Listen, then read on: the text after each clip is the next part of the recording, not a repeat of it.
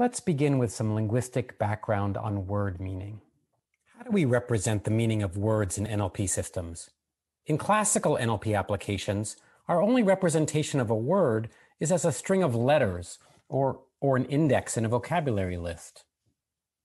This representation is not that different from another tradition in philosophy, perhaps you've seen it in introductory logic classes, in which the meaning of words is represented by just spelling the word with small capital letters, representing the meaning of dog as D-O-G and cat as C-A-T.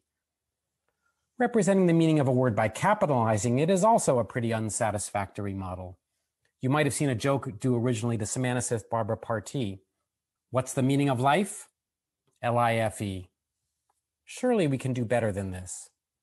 What should a theory of word meaning do for us? Let's look at some desiderata drawn from lexical semantics, the linguistic study of word meaning. Let's first consider the idea of lemmas and senses. Here's a definition for the word mouse with two senses drawn from the online thesaurus WordNet. You'll notice that we have a lemma, mouse. Recall that lemmas represent the core stem of a word, whereas word forms like mice represent different individual inflected or derived forms. Notice also that mouse has two senses. Sense 1, any of numerous small rodents, and sense 2, a hand-operated device that controls a cursor that you're all familiar with.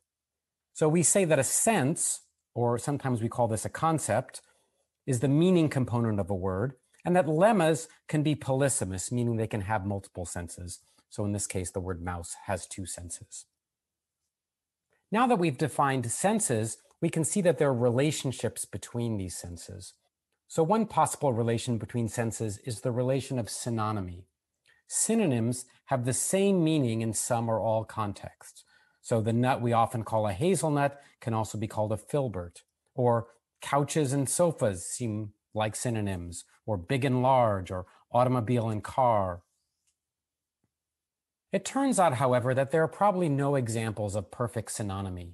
Even though many aspects of their meaning might be identical, pairs of words may still differ based on things like politeness level or slang or register or genre. So consider water versus H2O. The word H2O is used in scientific context and would be inappropriate in a surfing guide or a hiking manual. Water would be more appropriate there. And this genre difference is just part of the meaning of the word. Or take the words big and large. While their meanings overlap, each has senses the other doesn't have. So consider the fact that we can say my big sister to mean my older sister, but my large sister doesn't have that same sense. In practice, therefore, the word synonym is used to describe a relationship of approximate or rough synonymy. One of the fundamental tenets of linguistics, called the principle of contrast, states that a difference in form is always associated with a difference in meaning. And this principle dates back to the 18th century when the Abbé Girard first pointed out that languages don't seem to have perfect synonyms. While words don't have many synonyms, most words do have lots of similar words. For example, cat is not a synonym of dog, but cats and dogs are certainly similar words. Cars are similar to bicycles and cows are similar to horses, but of course none of those are synonyms. The notion of word similarity is very useful in many semantic tasks. Knowing how similar two words are can help in computing how similar the meaning of two phrases or sentences are, a very important component of natural language understanding tasks like question answering, paraphrasing, and summarization. One way of getting values for word similarity is to ask humans to judge how similar one word is to another. And a number of data sets have resulted from such experiments. For example, the Simlex 999 dataset gives values on a scale from 0 to 10, from near synonyms like vanish, disappear, which are extremely similar, to pairs like whole and agreement that scarcely seem to have anything in common. The meaning of two words can be related in ways other than similarity. One such class of connections is called word relatedness, also traditionally called word association in psychology. So coffee is similar to tea, but coffee is not similar to cup.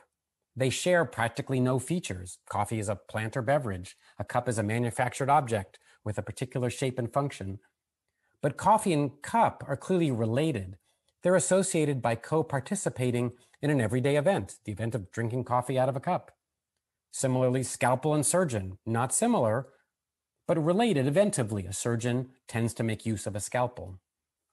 One common kind of relatedness between words is if they belong to the same semantic field. A semantic field is a set of words which cover a particular semantic domain and bear structured relationships with each other. For example, words might be related by being in the semantic field of hospitals, so words like surgeon or scalpel or nurse, or restaurants, waiter and menu and plate, or houses, door and kitchen and bed.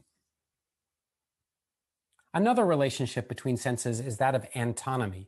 These are senses that are opposites, but opposites with respect to only one feature of meaning. Antonyms are otherwise extremely similar. Consider antonyms like dark light or hot cold or up down. Hot and cold are very similar. They're both terms that describe temperature, a point on a temperature scale, and all the implications that temperature has in the real world. They differ only in which point on the scale they describe.